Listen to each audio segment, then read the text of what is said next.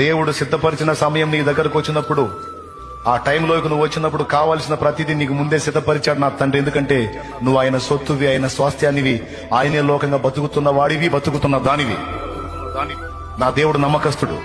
ఆయన్ని ప్రేమించి ఆయన ధ్యాసలో, ధ్యానంలో, ఆయన లోకంలో ఉన్న నీకు అన్యాయం చేయడు. లోకస్తులకి అన్ని ఇస్తున్నవాడు నీకు అన్యాయం చేస్తాడని ఎందుకు అనుకుంటున్నా? వెర్రిమోహమా, సైతాను మోసం చేస్తున్నాడు. నిన్ను భయపడొద్దు. లోకస్తులకి అన్ని ఇచ్చే దేవుడు తన బిడ్డవైన నీకు మరి నిశ్చయంగా ఇచ్చును. ఇంకా చెప్పాలంటే ఆయన బిడ్డవైన నీకు దాచిపెట్టినవి నువ్వు అడుగు వాటి కంటే, ఊహించే వాటి కంటే కూడా ఉన్నతంగా ఉంటాయి. అలాంటి శ్రేష్టమైనవి దాచిపెట్టుంచాడు నీకు. తగిన కాలం వచ్చినప్పుడు ప్రతిదీ నువ్వు అందుకుంటావు. ఇప్పుడు ఏడుస్తున్న నువ్వు ఒక రోజు పగలబడి నవ్వే రోజు వచ్చింది. ఇప్పుడు ఆకలి కొన్న నువ్వు కడుపు నిండా తిని 10 మందికి పెట్టే రోజు వచ్చింది.